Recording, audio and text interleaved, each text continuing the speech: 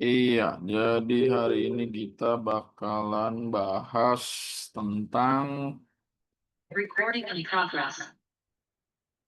tentang apa?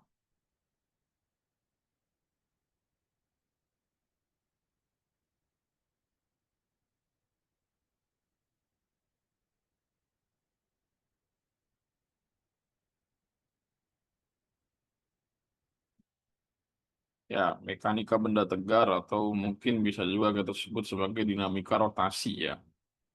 Kenapa disebut benda tegar ya? Karena bendanya tidak mengalami perubahan apa ya? Perubahan bentuk dan tidak bergerak relatif terhadap satu sama lain.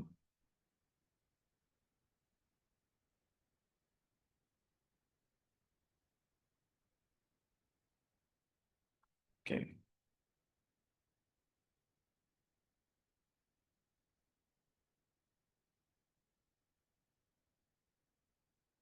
terus share screen dulu ya.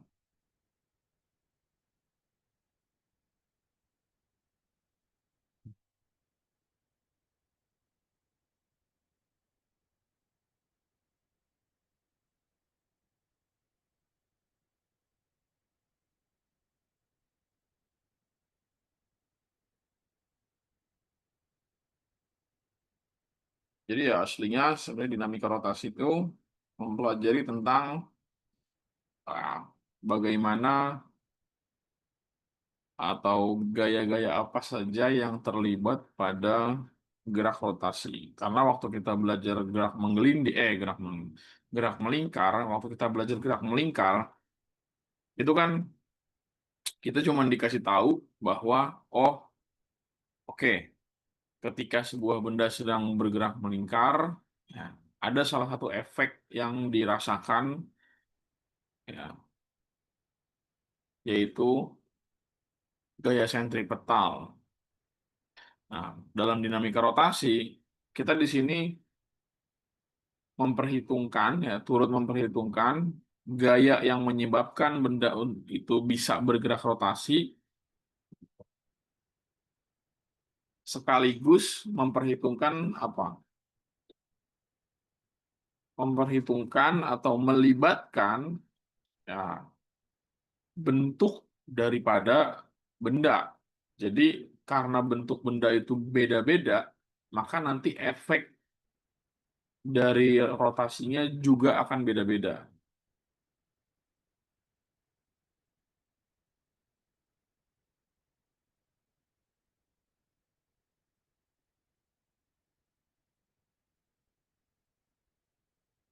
Ya.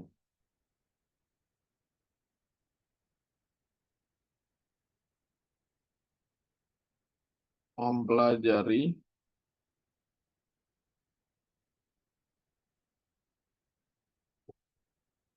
gaya yang menyebabkan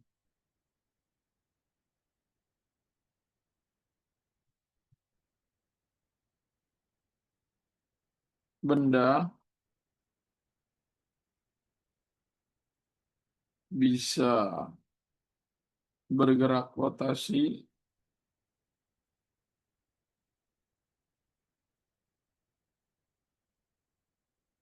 dan apalagi memperhitungkan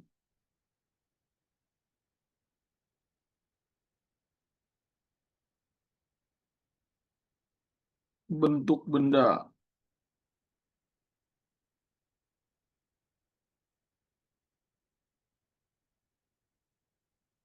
Pada sebuah gerak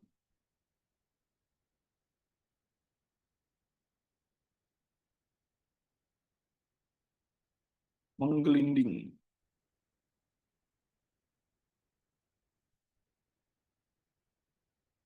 Loh, kenapa memang kita memperhitungkan? Ya, jadi ini lebih kepada lanjutan sebenarnya, lanjutan dari apa? Dinamika gerak atau kinematika gerak.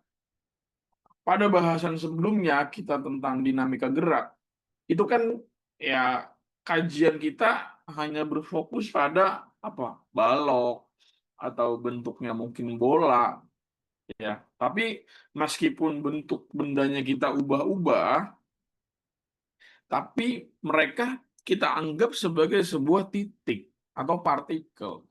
Nah, sedangkan dalam dinamika rotasi, ya, bentuk bendanya kita perhatikan karena nanti apa? Bentuk benda, ya, itu gerak rotasinya beda-beda.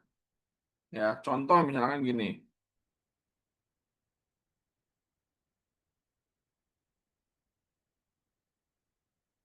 Misalnya ini ada sebuah bidang miring.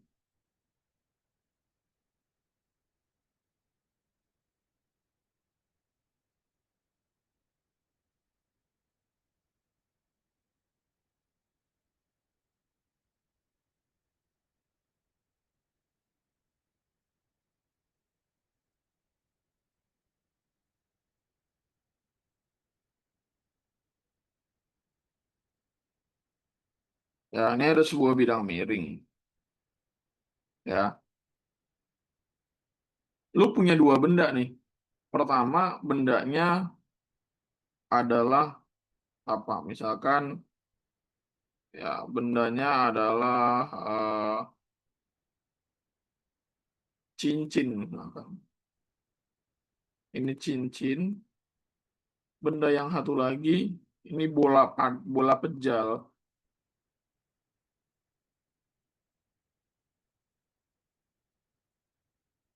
Ya, ini cincin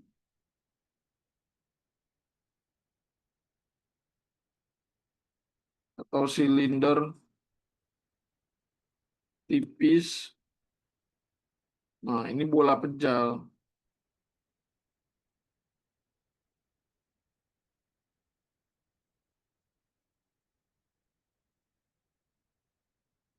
Nah, sekarang di antara mereka berdua, ya, siapa yang akan sampai duluan ketika dilepas? Ya, saat dilepas,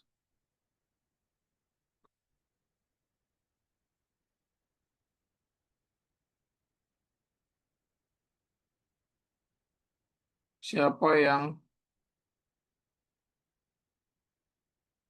akan sampai duluan? Nah, itu menurut kalian siapa? Siapa yang akan sampai duluan? Apakah silinder tipis atau bola pejal? Siapa yang akan sampai duluan?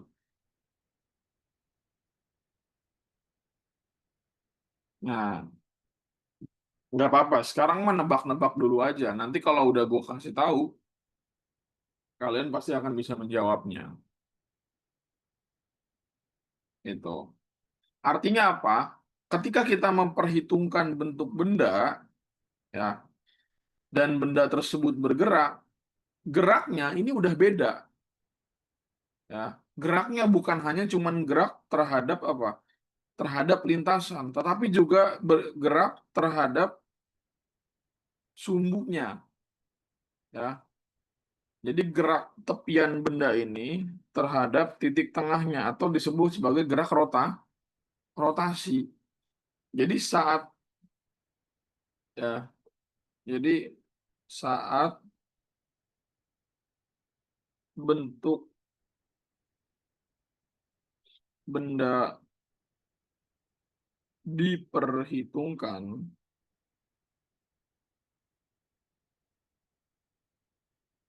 maka gerak benda atau ya gerak menuruni bidang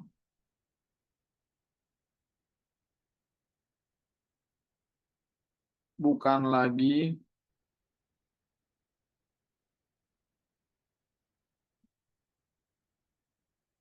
hanya translasi,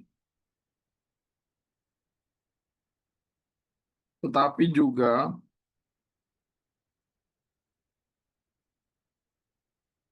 rotasi. Jadi bukan cuman gerak translasi, tapi juga gerak rotasi. Buat lebih pahamnya, coba lihat gambarnya. Nah, ya. Kalian tahu ini siapa?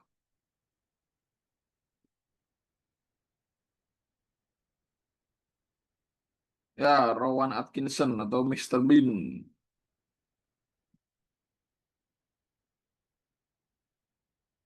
Ya, ketika mobil ini bergerak ke sana,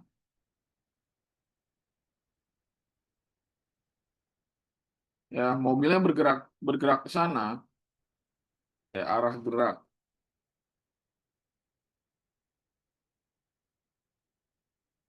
Ya, waktu kita belajar kinematika, kita kan hanya menganggap bahwa mobil ini ya titik yang bergerak, ya kan?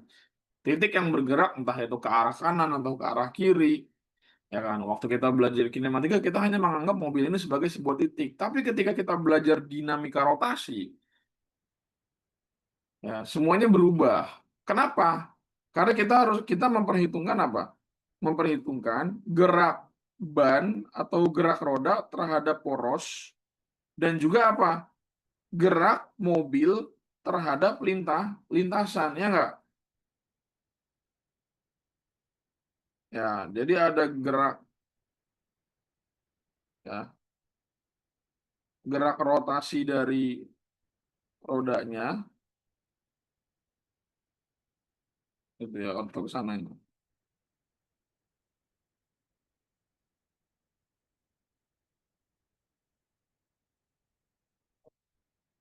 Ya, jadi ada gerak rotasi,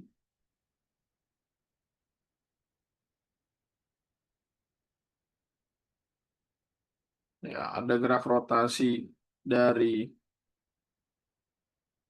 ya, roda terhadap pusat massa dan juga ada apa?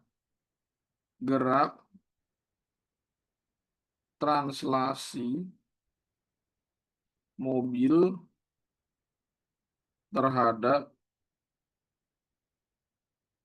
lintasan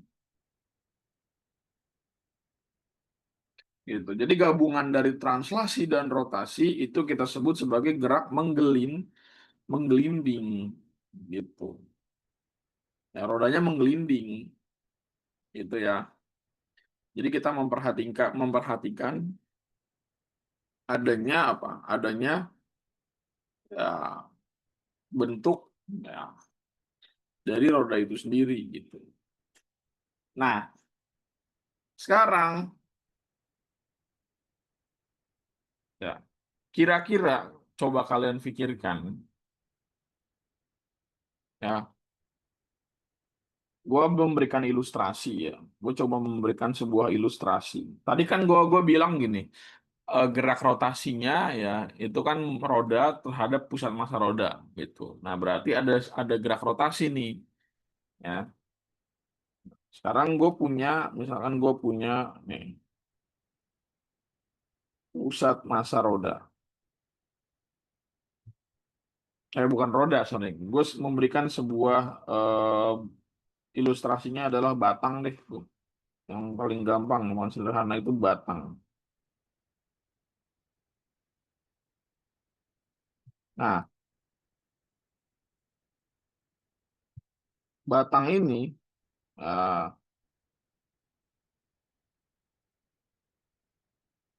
oke. Jadi ini batang. Awalnya posisinya seperti ini, gitu ya. Nah, kemudian ketika batang ini berotasi, dia punya apa? Kalau batang ini bergerak rotasi,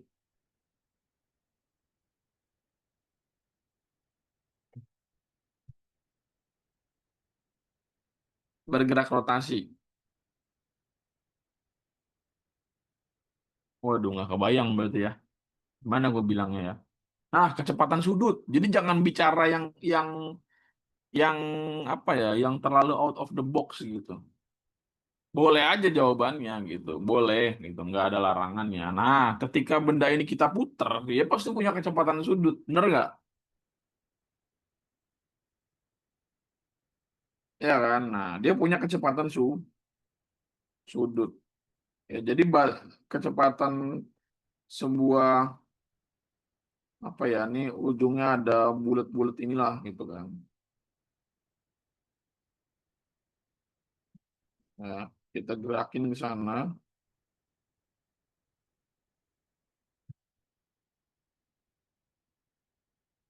Ya, dia pasti punya kecepatan sudut. Nah, jarak dari sini ke sini itu adalah R, katakanlah. Nah, ya kan? Gerak rotasi kan gitu. Dia punya jarak terhadap titik poros ya. Ini poros.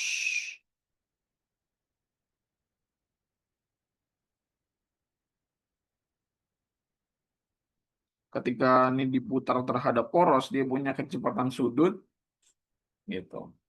Nah, kecepatan sudut itu hubungannya dengan kecepatan linear apa? Masih ingat nggak?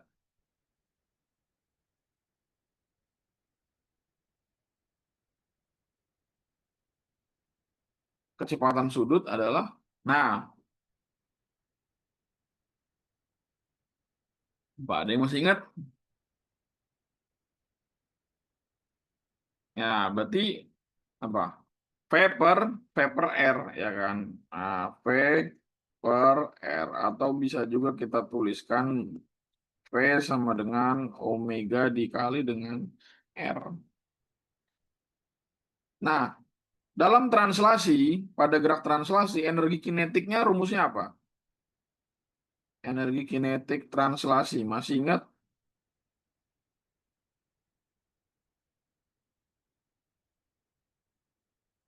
Ya, setengah M V kuadrat. Ya kan? Nah, kalau V ini kita substitusi ke sini, ya jadinya apa? EK sama dengan setengah M dikali V-nya itu omega dikali R kuadrat. Jadinya EK sama dengan setengah M dikali omega kuadrat dikali R kuadrat.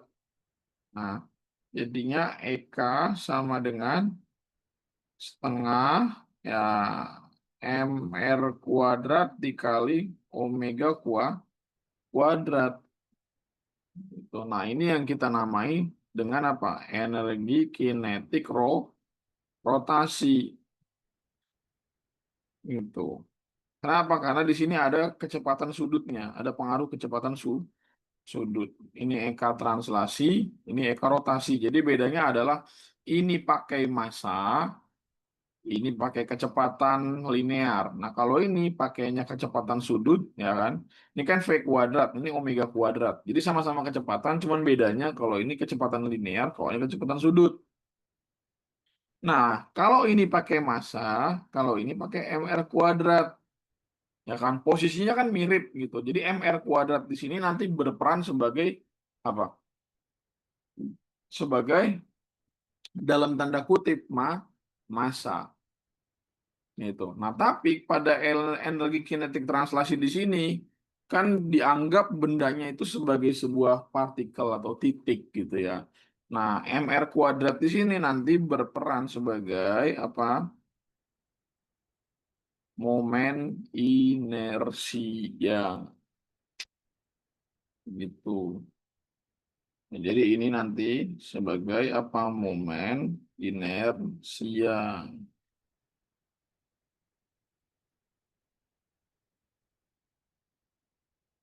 gitu.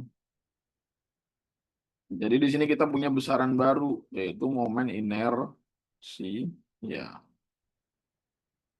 Apa itu momen inersia?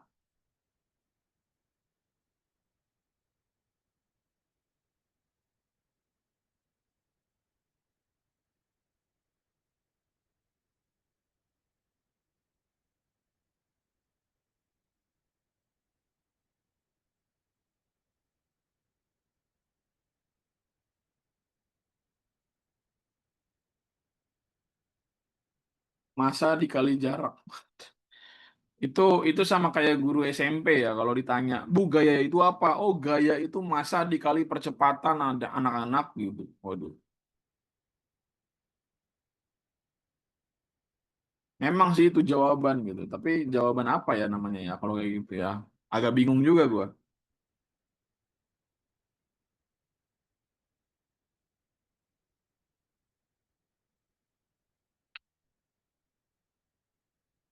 Ayo, kira-kira apa nih definisi yang apa ya, yang enak gitu buat buat menggambarkan momen inersia.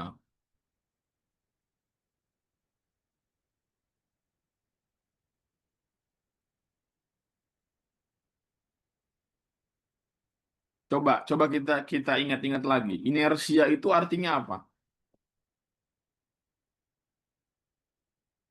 Inersia itu apa?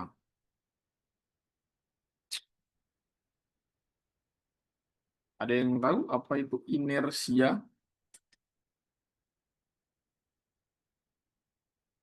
Inersia atau kelembaman, bukan berat. Ya, inersia. Nah, inersia itu kan apa? Kecenderungan sebuah benda untuk mempertahankan keadaan. Nah, bukan posisi, tapi keadaan. Ya, berarti momen inersia mirip sama hukum Newton satu. Iya, agak mirip konsepnya. Karena emang dia juga kan biang keladinya kan. Maksudnya dia yang mengkonsepkan itu. Cuman bedanya kalau momen inersia di sini konteksnya ya apa? Pada gerak rotasi. Jadi kalau gua mau mendefinisikan momen inersia ini sejenis apa? Ukuran kemalasan benda untuk mulai bergerak rotasi ataupun untuk berhenti berotasi. Gitu. Paham ya? Jadi ukuran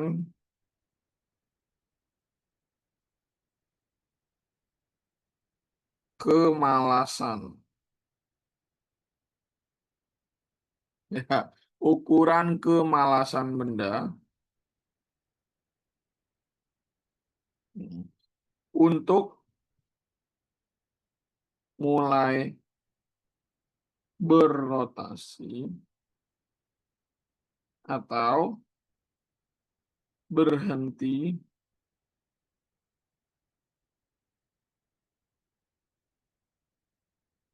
berotasi.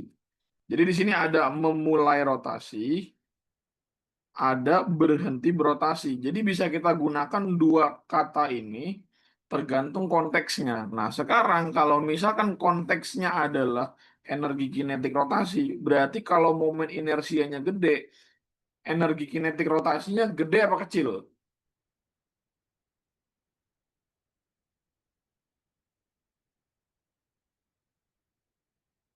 Kalau misalkan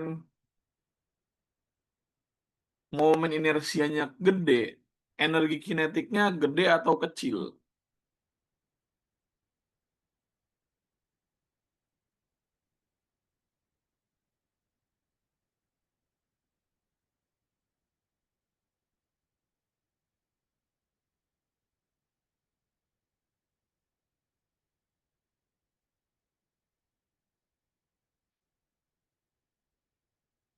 Makin gede kan, karena kan energi kinetik berbanding lurus dengan momen inersia ini.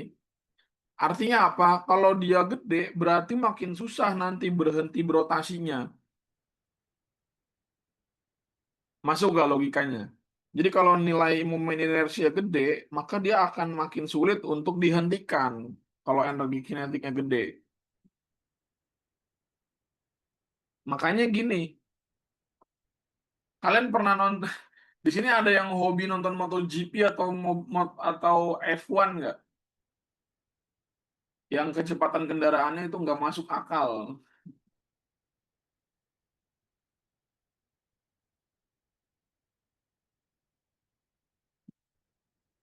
Makanya ya kan,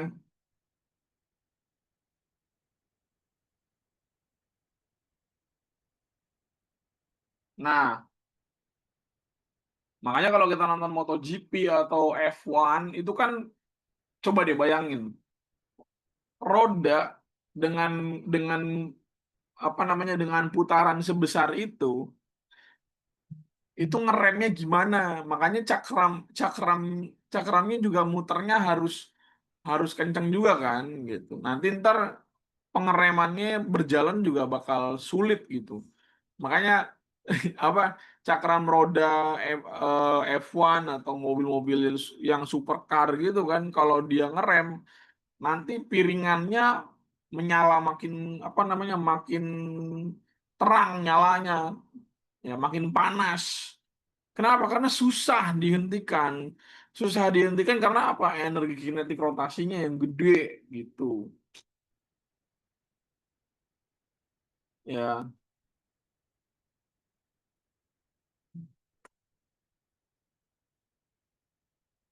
gitu. Nah, makanya di sini kita beri ya besaran baru yang bernama momen inersia. Nah, kan di sini tadi tulisannya apa? MR kuadrat. Nah,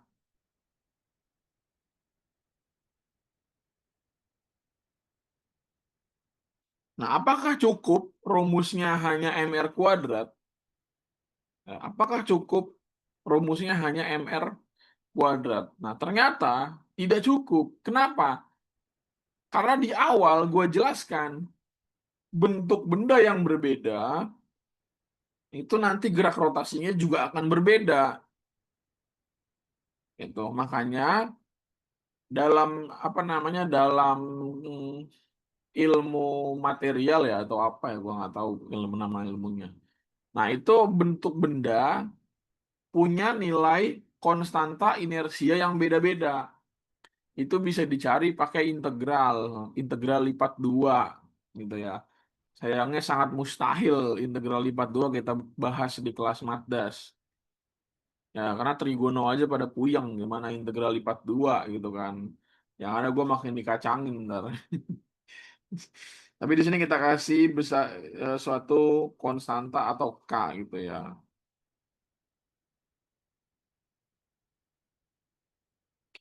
Jadi di sini ada K itu konstanta inersia mungkin ya kita beri nama konstanta inersia. Terus M itu massa bendanya.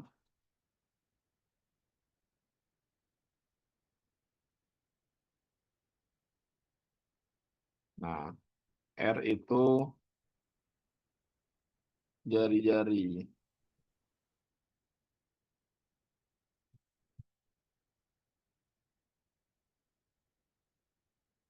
Meter ini kilogram. Nah, berarti ini momen inersia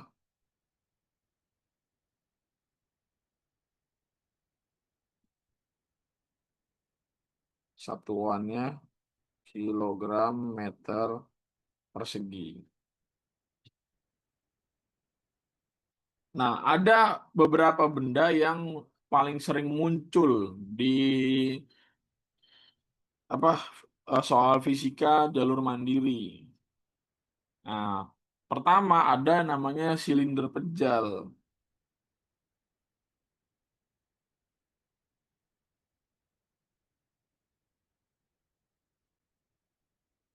Silinder pejal itu punya nilai K 1/2. Kedua ada silinder tipis. Itu nilai K-nya 1. Terus ada bola pejal.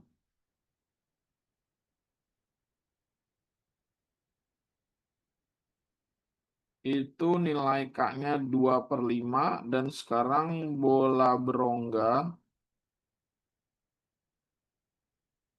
itu K-nya adalah 2/3. Jadi beda-beda. Jadi nilai konstanta inersianya bisa beda-beda tergantung jenis bendanya. Nah, sekarang ini bisa kita gunakan untuk menjawab kasus ini. Nah, ini ada bola pejal, ada silinder tipis. Silinder tipis. Nah, misalnya gini, massa dan jari-jari sama. Nah, dengan massa dan jari-jari sama, ya, mana yang akan sampai bawah duluan? Silinder tipis atau bola pejal? Masanya sama nih, sama-sama 2 kilogram. Jari-jarinya sama-sama 1 cm misalkan, atau 2 cm. Kira-kira mana yang akan sampai duluan?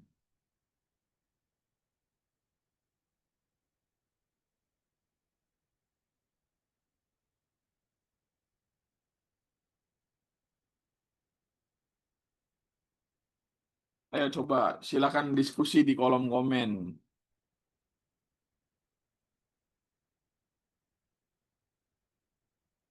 Saya tunggu hasil diskusinya. Kalau kayak gini kan enak ya, maksudnya ya lu juga bernalar lah gitu.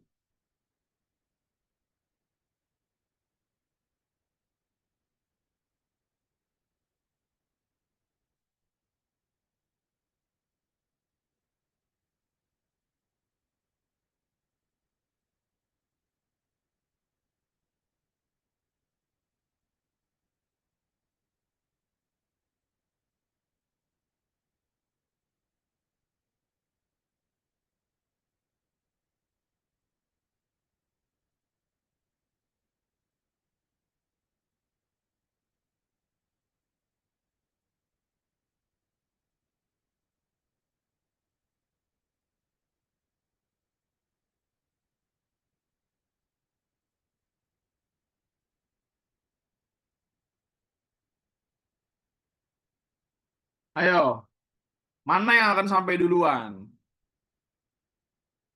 Yes, yang akan sampai bawah duluan adalah silinder tipis. Karena kalau kita lihat definisi momen inersia, itu kan ukuran kemalasan. Ukuran kemalasan itu kan berarti apa? Makin gede nilai inersianya, berarti makin susah dia bergerak. Berarti butuh banyak energi untuk bisa memutar atau untuk bola pejal berrotasi atau menggelinding.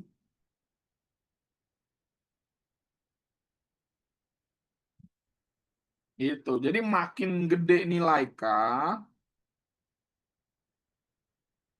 ya maka nanti energi kemalasannya akan semakin besar. Momen inersianya makin besar. Jadi untuk memutarnya itu membutuhkan energi yang lebih besar. Jadi makin susah sehingga yang paling duluan sampai siapa? Ayo.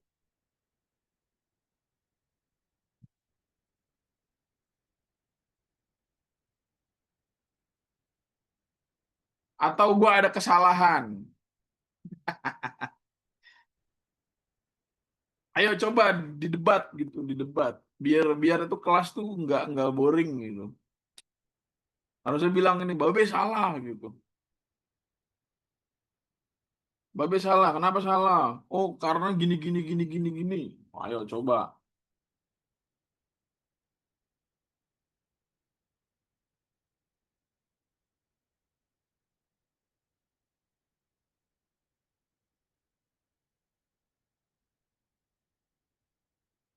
Waduh, bentar Be lagi proses. Ayo coba, silakan.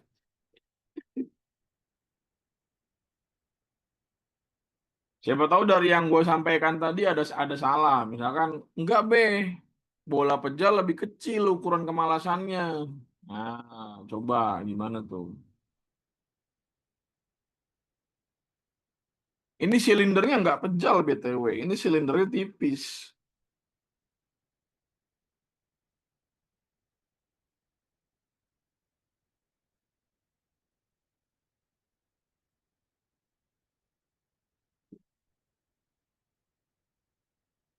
Kalau malasnya kecil sampai duluan. Ya, betul.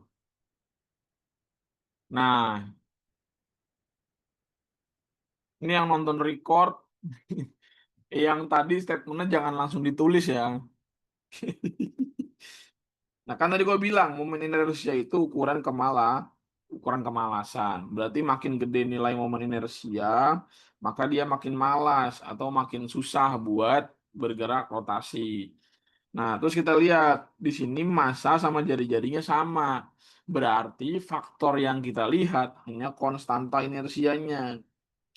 Nah, sekarang siapa yang lebih besar konstanta inersianya? Silinder tipis atau bola pejal? Siapa yang lebih besar?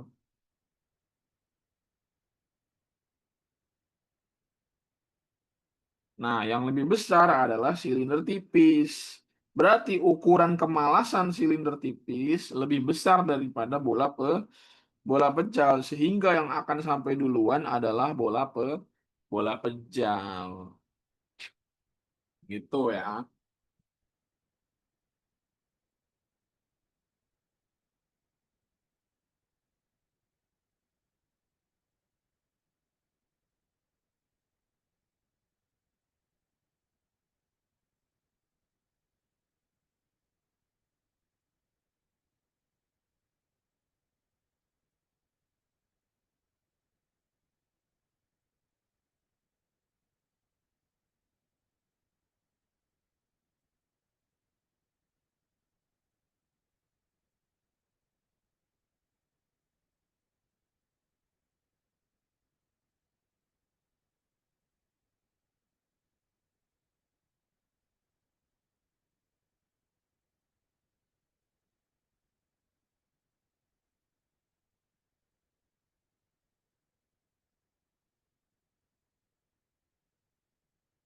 Yang nonton record dulu, cek.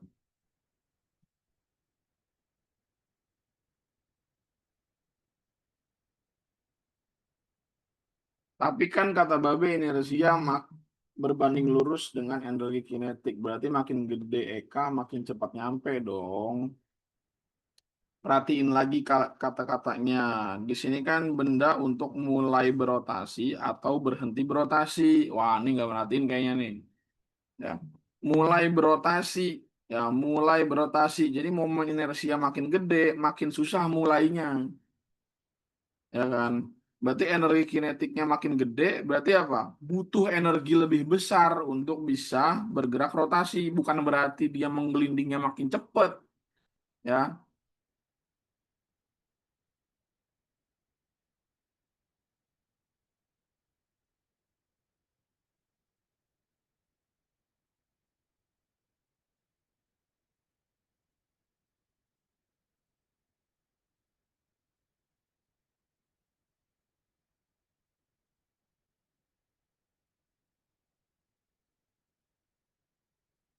itu ya. Nah, berikutnya,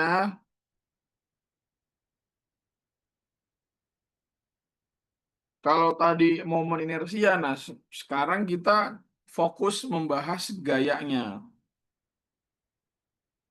Nah, sekarang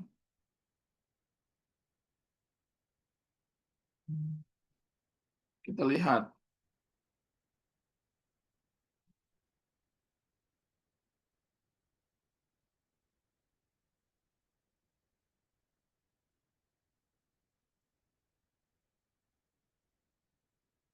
B itu asal-usul dari tiap nilai K kayak gimana, apa harus dihafalin semua? Ya latihan aja sih, gitu. Gue juga agak benci sebenarnya kalau harus mengatakan hafalin ya, karena pada kenyataannya itu hanya bisa dicari dengan integral lipat dua. Kalau lu bisa belajar integral lipat dua, monggo. Masalahnya gue nggak bisa ngajarin integral lipat dua, ya kan? Energi gue udah habis ngajarin integral lipat dua. Karena apa? Trigono aja susah dia ngajarinnya.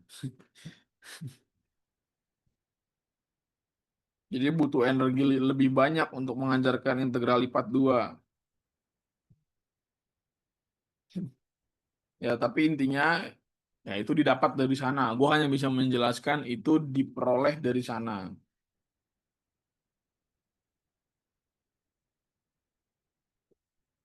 Kenapa bisa tahu? Karena gua sudah latihan soal beberapa tahun yang lalu dan berkali-kali, jadi ingat. Nah,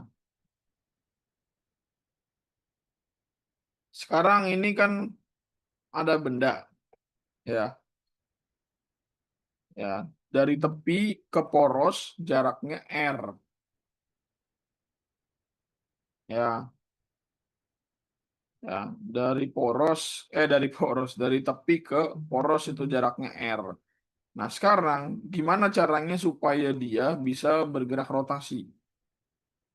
Pikirkan gimana caranya dia bisa bergerak rotasi.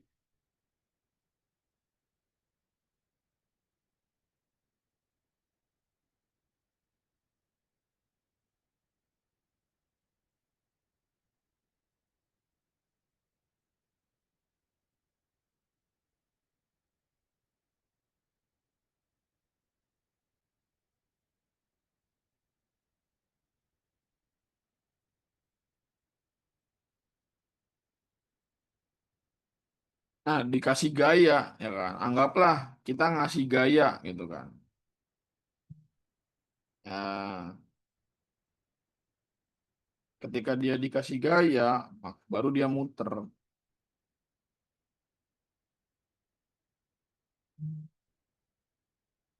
gitu ya. Jadi agar berotasi,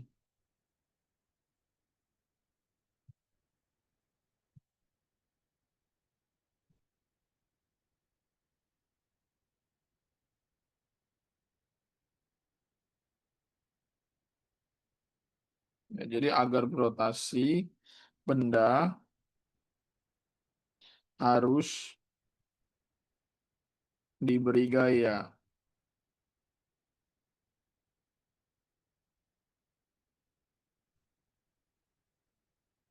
Ya. Nah,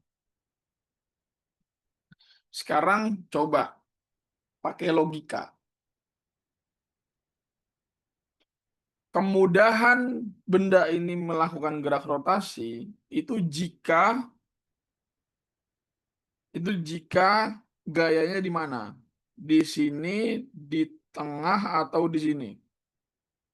Di sini, di situ atau di sono?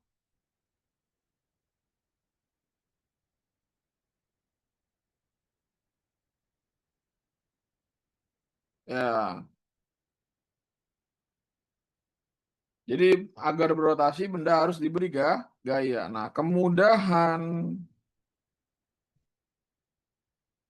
berotasi diperoleh apabila nah, apabila gaya, ya, berjarak apa ya? Berjarak cukup besar terhadap poros. Nah, tujuannya apa?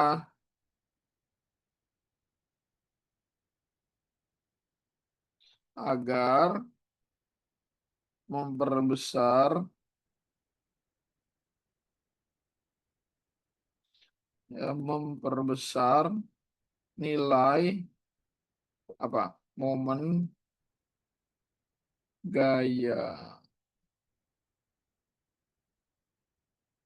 yang simbolnya ini tau tulisannya. Ya, makanya pintu gagangnya diletakinnya di ujung. Kecuali kalau lu memang jenius gitu ya, lu mau meletakkan gagang pintunya di tengah gitu.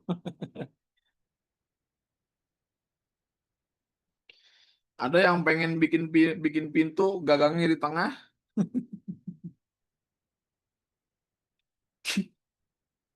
menarik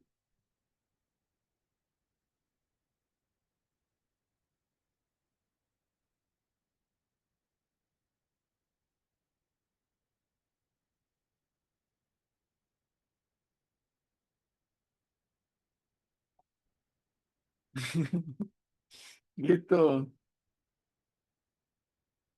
Ya. Nah, besarnya momen gaya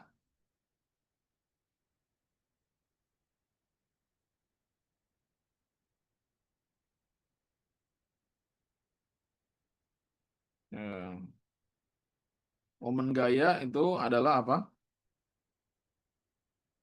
Gaya yang diperlukan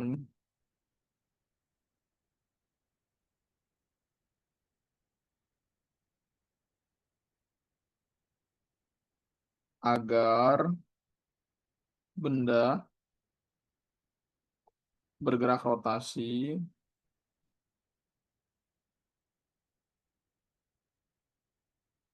terhadap poros.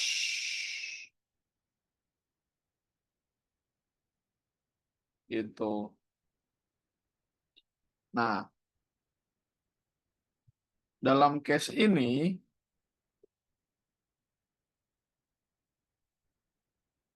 ya besarnya torka atau torsi ya semakin torsi berbanding lurus dengan apa? Dengan gaya. Jadi apa? Makin besar gaya yang kita berikan, maka makin mudah juga benda untuk diputar atau melakukan gerak rotasi. Nah, terus juga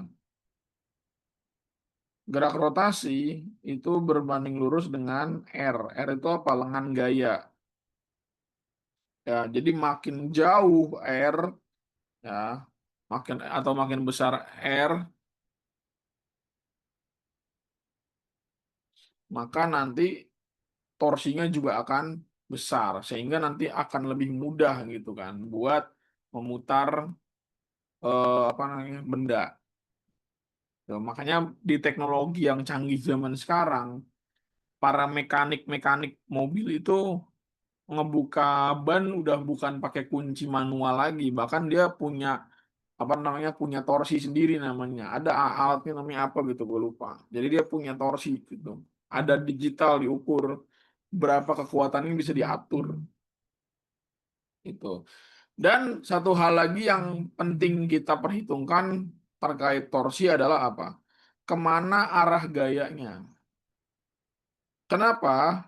Ya, karena arah gaya mempengaruhi ya mana yang lebih besar torsinya. Ya, ketika ya coba kalau misalkan dia ditariknya begini, F.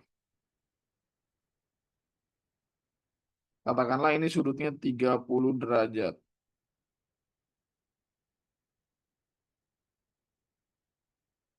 Ya, 30 derajat. Nah,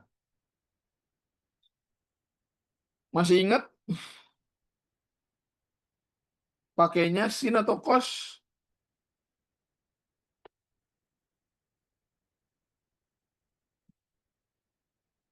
Nah, ini kan FY,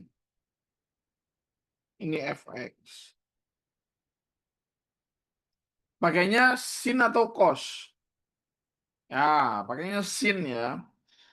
Karena kita yang mau kita ambil adalah FY-nya. Berarti di sini FY, berarti di sini ya FY adalah F sin 30 derajat. Sekarang kalau misalkan F dikali setengah, berarti setengah F. Nah, bandingkan dengan kalau misalkan torsinya, ya arah gayanya itu bukan 30 derajat, melainkan yang kayak tadi, yaitu 90 derajat. Ini kan 90 derajat, ya kan, terhadap horizontal. Ya, berarti kan F sin 90 derajat. Sin 90 berapa? 1. Berarti mana yang lebih kuat? Ketika ditarik dengan sudut atau tegak lurus terhadap batang? tegak lurus. Nah, berarti sudut juga dipengaruhi. Makanya rumus dari momen gaya itu kan karena berbanding lurus dengan F, dengan T. Nah, ini juga berarti ya tork atau torka itu berbanding lurus dengan sinus dari sudutnya. Makanya rumusnya adalah F dikali R dikali sin theta.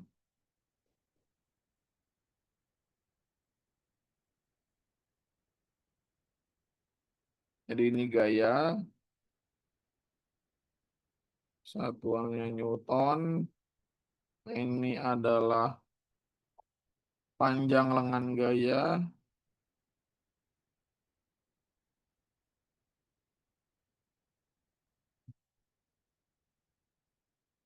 satuannya meter. Nah, ini adalah sudut antara gaya dengan arah horizontal. Nah, ini momen gaya.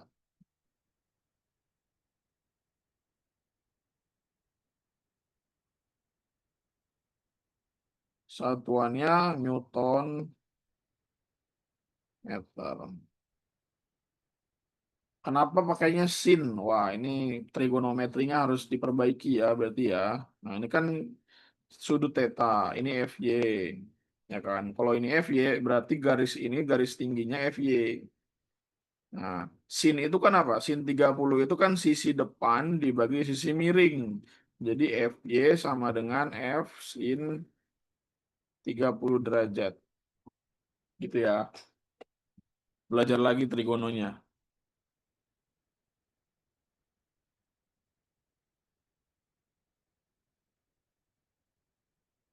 Nah, sekarang kalau misalkan benda bisa melakukan gerak rotasi karena adanya gaya. Sekarang kalau misalkan ini terjadi pada ban mobil,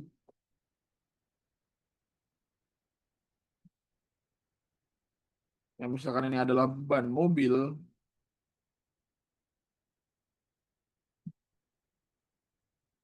ya ini misalkan bentuk peleknya gini ya, anjay, pelek racing nih bos, gitu.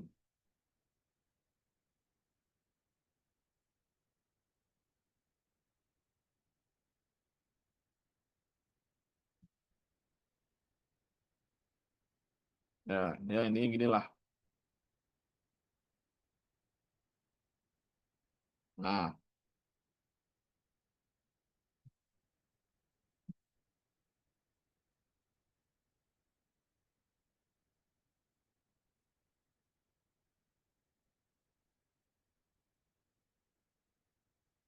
nah sekarang kalau momen gaya itu bisa terjadi ketika ada, sorry, ketika benda bisa bergerak rotasi itu karena adanya momen gaya, berarti ada gaya yang bekerja terhadap poros, maka pada roda yang berputar,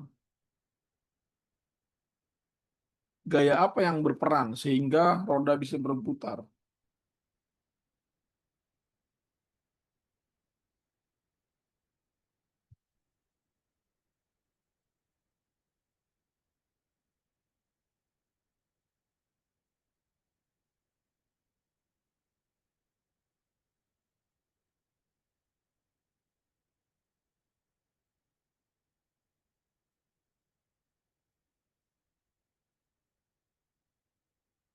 Gaya apa? Ayo coba pikirkan. Coba dipikirkan secara logika. Coba.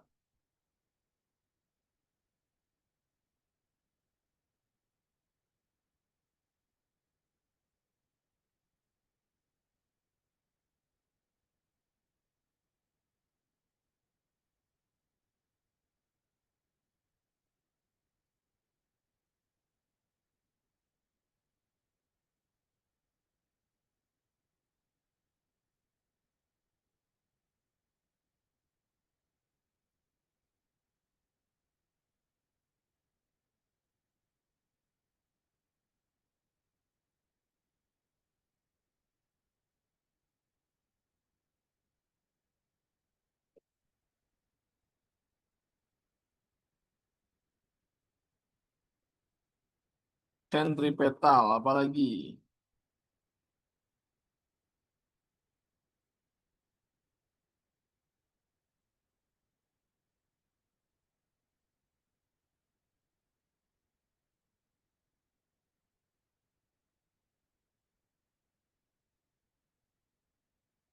Nah, sekarang gua kasih bayangan ke kalian.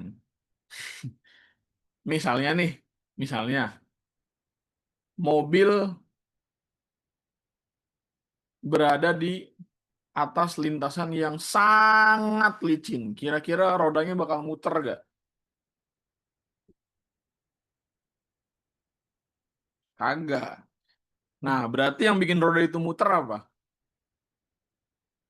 Nah, gaya gesek.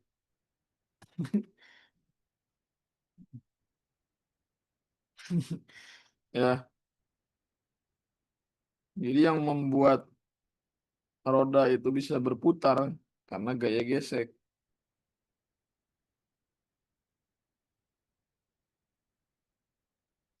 Makanya nanti sepanjang kita mempelajari dinamika rotasi, kita tidak mungkin mengabaikan gaya gesek. Gitu. Jadi ini kan poros, ya kan? Ya, ini lintasan. Nah, berarti kan ini R ya kan? Nah, nanti gaya geseknya arahnya kemana? Ya kalau arah gayanya ke sana, kalau nggak arah geraknya ke sana, ya berarti arah gaya geseknya ke sana. Nah, ini F gesek. Jadi gaya gesek bekerja terhadap poros.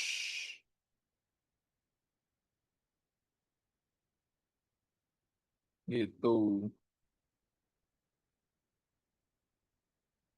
Ya,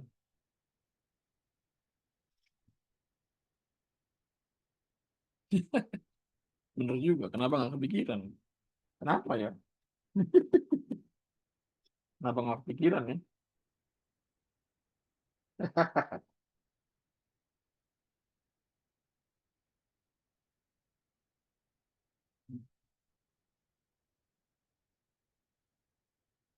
Hmm. Aduh.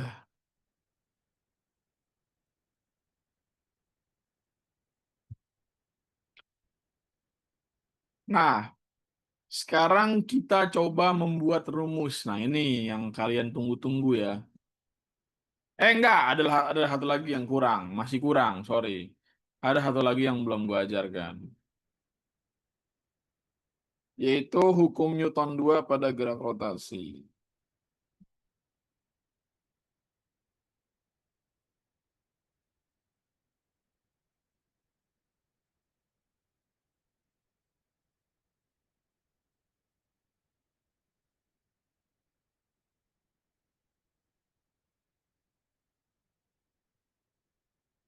Ya.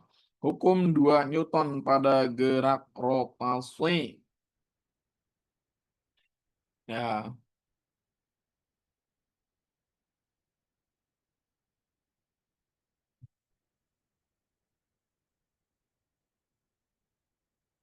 Nah, pada gerak translasi, rumus hukum Newton 2 gimana?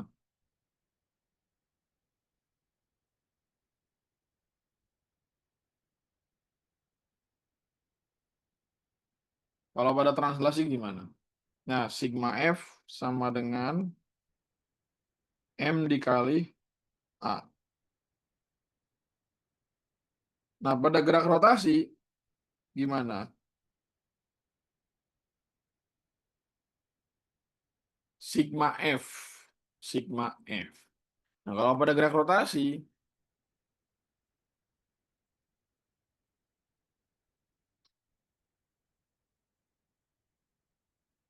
nah kan tadi gue bilang pada translasi gayanya gaya F. Tapi kalau misalkan pada gerak rotasi gayanya bukan F lagi, tapi kita memperhitungkan panjang lengan gaya. Makanya di sini gayanya bukan gaya F, tapi apa?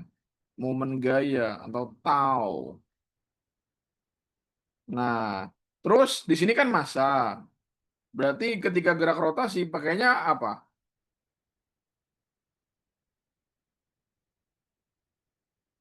Pakainya apa?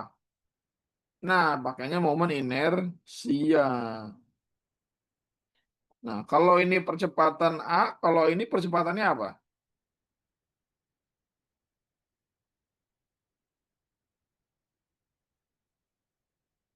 Pakainya percepatan sudut atau alfa. Nah, gitu ya.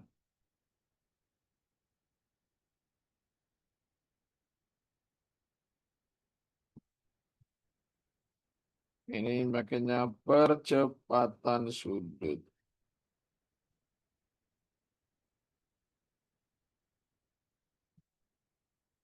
Satuannya radian per second kuadrat. Kalau satuan tahu mah sama aja ya, Newton meter. Gitu doang sih. Nah,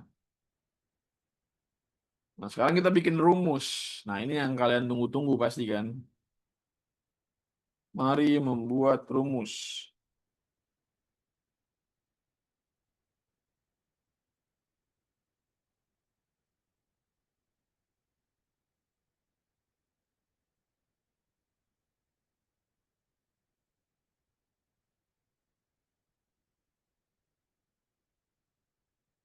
Nah, sekarang gue punya benda. Bendanya adalah ini apa ya? Silinder pejal.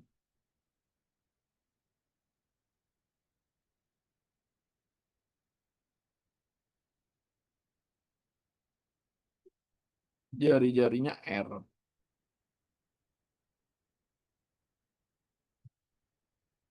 Nah, masanya M.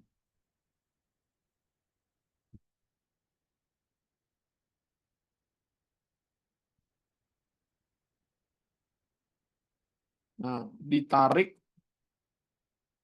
dengan gaya F.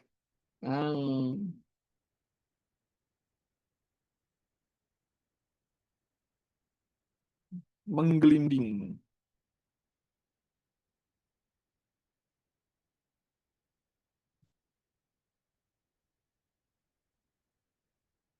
Ditanya percepatannya berapa? Nah, itu ya. Nah, ingat di sini kan yang namanya menggelinding berarti perpaduan dua gerak, yaitu apa? Gerak translasi dan juga gerak rotasi. Artinya kita harus meninjau dari dua hal tersebut.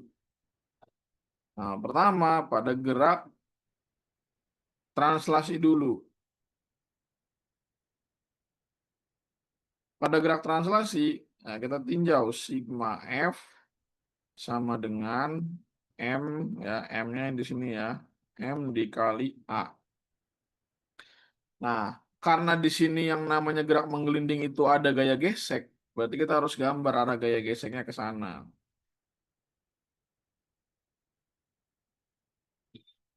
Ya, gaya gesek. Nah, berarti di sini kita ya resultan gayanya adalah F dikurang F gesek, ya kan? Itu di sini F dikurang F gesek sama dengan M dikali A. Nah, sekarang gerak rotasi. Nah, pada gerak rotasi, berarti kan sigma tau sama dengan apa? I dikali alfa. Nah, sigma tau ya, pada gerak rotasi itu kan berarti apa? Jarak apa? Jarak gaya terhadap poros. Nah, kalau gaya F kita nggak usah hitung. Kenapa? Karena ya gaya F itu bekerjanya memang di poros gitu. Jadi nanti momennya nol. Nah, sedangkan kalau gaya F kecil ini atau gaya gesek, dia kan bekerjanya bukan bukan di sini, bukan dari sini, tapi apa dari pinggir dan berjarak sejauh R. Jadi momennya tidak nol.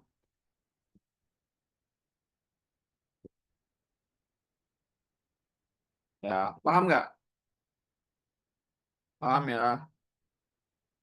Nah, berarti di sini ya F dikali R sama dengan I dikali alfa. Nah, berarti F dikali R sama dengan, nah, I-nya silinder pejal tadi K-nya berapa? Setengah ya. Berarti setengah eh, M R kuadrat ya, sorry, M R kuadrat dikali alfa. Ya. Apa hubungan antara alfa dengan A dalam gerak melingkar? Ya, alfa itu adalah A per R gitu.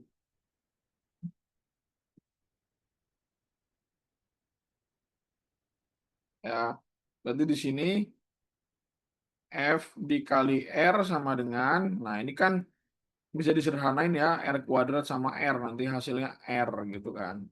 Jadinya setengah M dikali R dikali A. Nah, nanti R-nya kedua ruas dibagi R nih di sini. Jadinya F sama dengan setengah M dikali A. Nah, substitusiin ke sini. Nah, ini kan persamaan satu. Ini persamaan dua.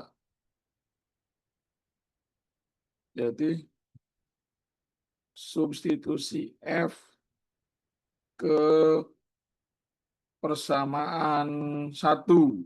Ya, jadinya F dikurang F kecil sama dengan M dikali A.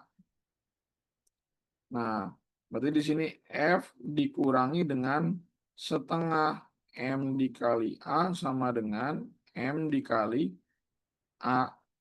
Berarti F sama dengan M dikali A ditambah setengah M dikali A.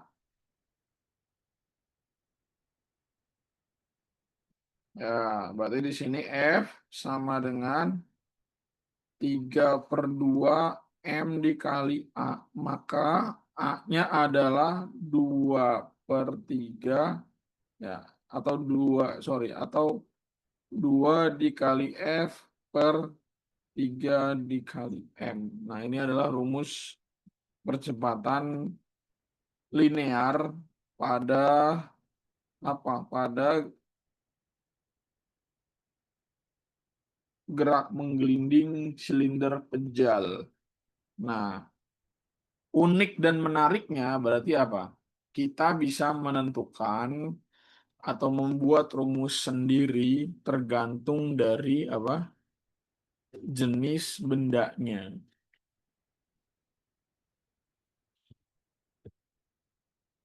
Gitu. Asik kan? Asik lah gitu. Kita bisa bikin rumus itu. Kapan lagi rumus dibikin tanpa ngapal? Coba lagi be, enak aja. Coba bikin sendiri. Ayo gue tunggu. Coba gue mau kalian bikin bola pejal. Ayo coba.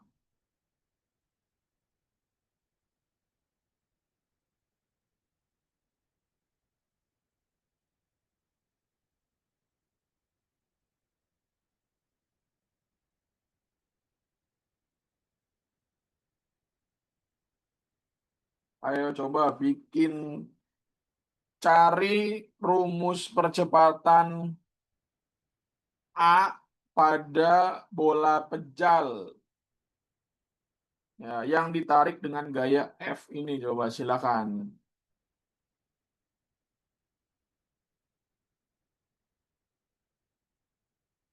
Ayo gua tunggu.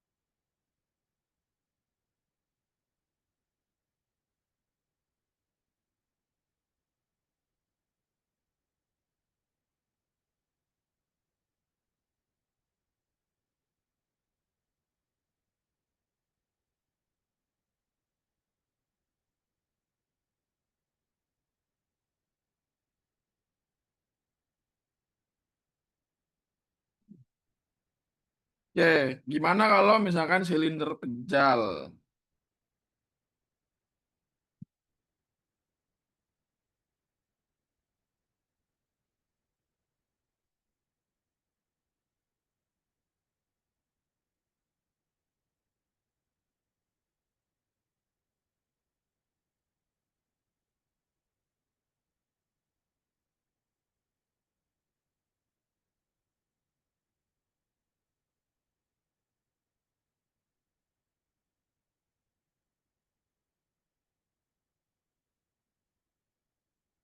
Silinder pejal, bola pejal maksudnya. Astagfirullahaladzim. Bola pejal, jal pejal gitu ya. Bola pejal,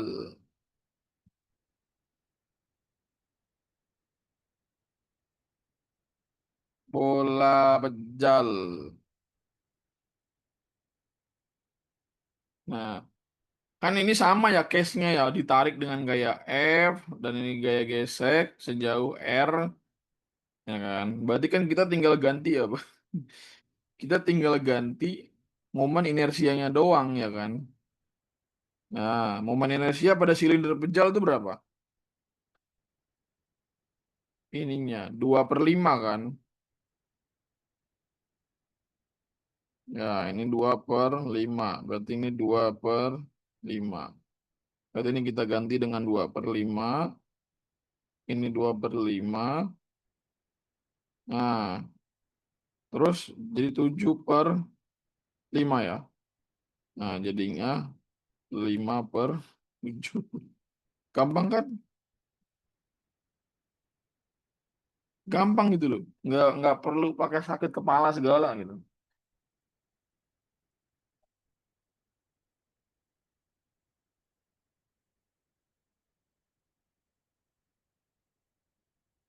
Gampang. Rumus tuh bisa dibikin nih, tanpa ngapal. Wanjay.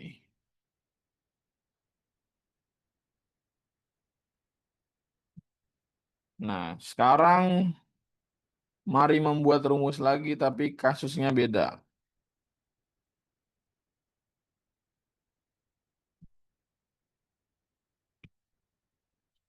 Misalnya ini ada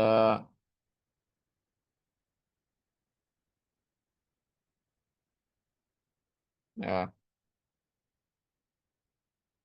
hmm, ini bola berongga ya kan.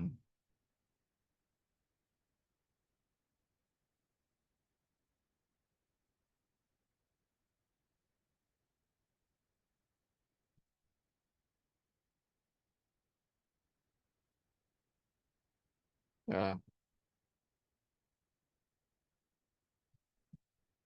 bola berongga bermassa M. Ya, kemiringannya theta. Nah, percepatannya berapa?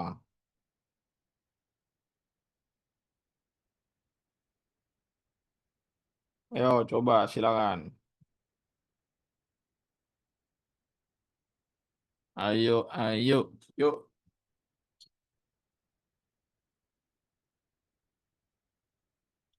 Mari membuat rumus.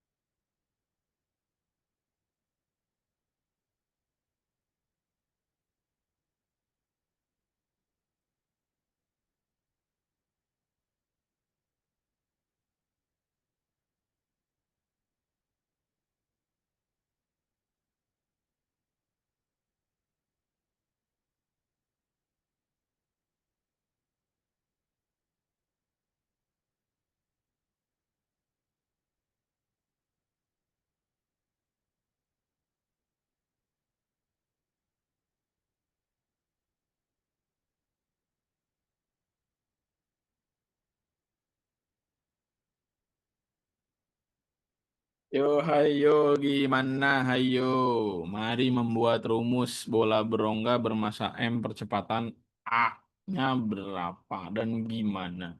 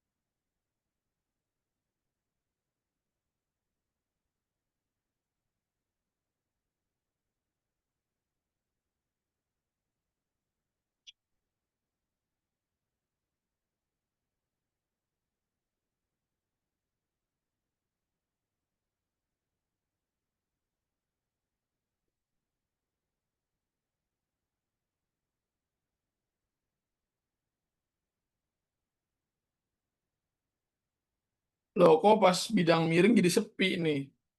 Kenapa nih?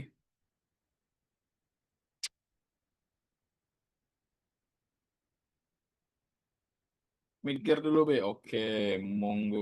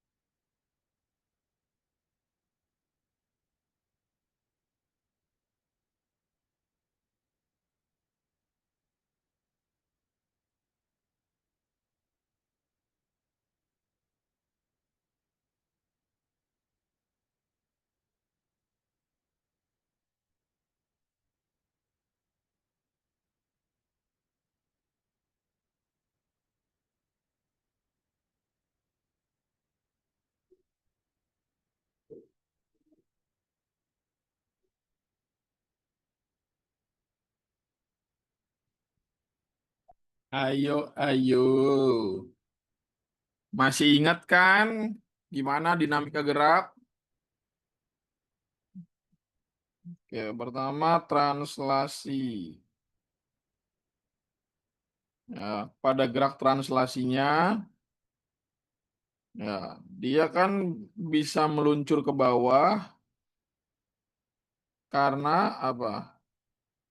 Ada gaya berat, yaitu gaya beratnya adalah ya mg dikali sin theta, ya kan? Nah, berarti di sini sigma F sama dengan MA. Nah, ini mg sin theta dikurangi F sama dengan M dikali A. Kalau rotasinya itu adalah apa? Ya, F dikali R sama dengan ya, inersia dikali alfa. Nah, F dikali R sama dengan 2/3 MR kuadrat dikali A per R. Maka ini jadinya F dikali R sama dengan 2/3 M R dikali A. Kedua ruas dibagi R, maka jadinya F sama dengan 2/3 dikali M dikali A. Substitusi ke sini. Ah, itu dia. Jadinya nanti mg dikali sin theta dikurangi 2/3 M dikali A sama dengan M dikali A. Ya, berarti nanti mg sin theta sama dengan MA ditambah 2/3 MA. Nah, kedua ruas dibagi M, jadinya G dikali sin theta sama dengan ya 5/3 A. Itu. Ya, berarti A adalah 3 dikali dengan G sin theta per 5. Gitu. Ini percepatan gravitasi ya, bukan 9.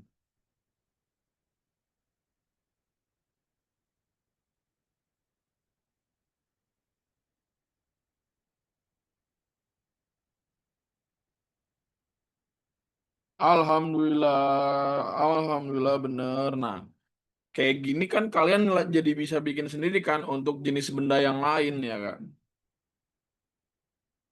Ya nggak? Kalian jadi bisa bikin dari benda yang lain gitu.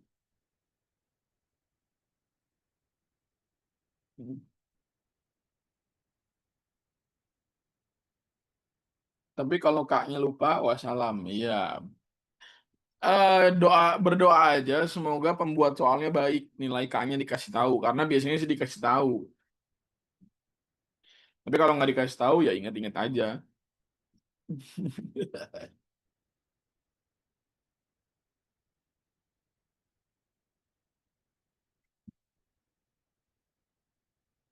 Itu ya. Kalian bisa bikin sendiri nanti kalau misalkan bola pejal gimana, cincin tipis berongga gimana, silinder pejal gimana, itu kalian bisa bikin sendiri. Atau bahkan kalian bisa bikin sendiri untuk apa? Untuk katrol. Nah, jadi kalau misalkan case-nya adalah katrol 2 beban, kalian bisa bikin sendiri.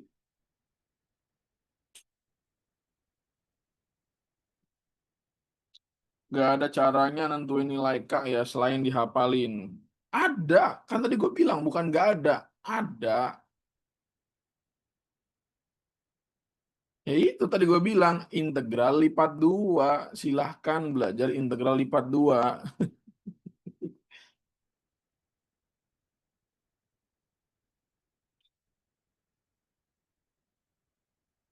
Jika sanggup itu juga. Ya, itu biasanya dipelajari sama anak-anak teknik sipil. Ya, itu tugasnya mereka loh. Ya, intinya tidak semudah mempelajari turunan kedua ya.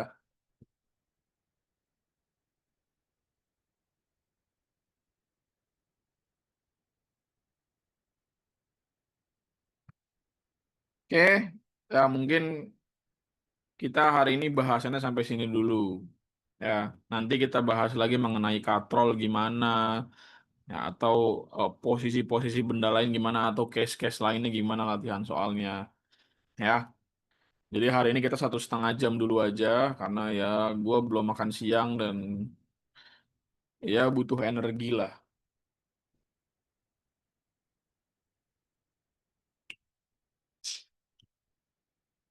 Kan gue bilang, kalau kita ambil 30 menit lagi, itu 2 jam. Sedangkan 1,5 jam aja udah cukup sebenarnya kan. Ya nggak? Jadi gua hari ini memutuskan kita belajar 1,5 jam aja dulu. Ya, jadi kita makan siang nih, ya kan. Kecuali emang kalian pengen gua sakit gitu misalkan. Ya udah, babe nggak usah makan siang gitu. Lanjut terus, nah nggak apa-apa.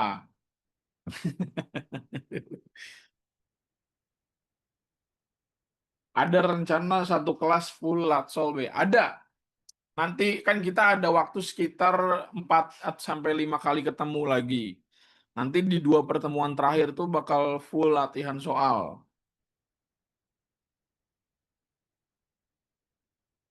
Jadi persiapkan akal dan persiapkan imannya, karena kita akan menuju pada kajian yang akan membuat kalian gila.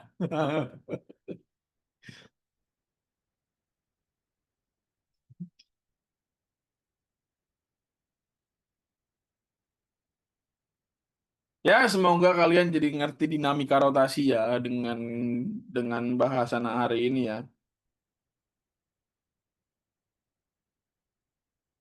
Ngerti be? Ah, masa. Ah,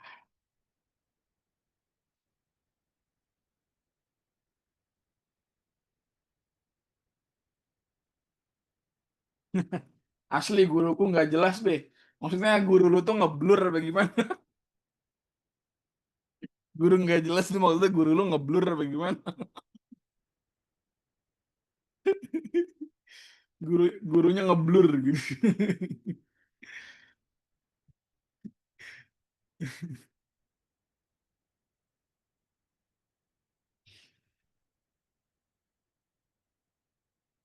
Oke, ya udah. Nanti dipelajari lagi aja atau kalian bisa bereksplorasi sendiri dengan case-case lain gitu ya. Oke, gue end ya. Thank you guys.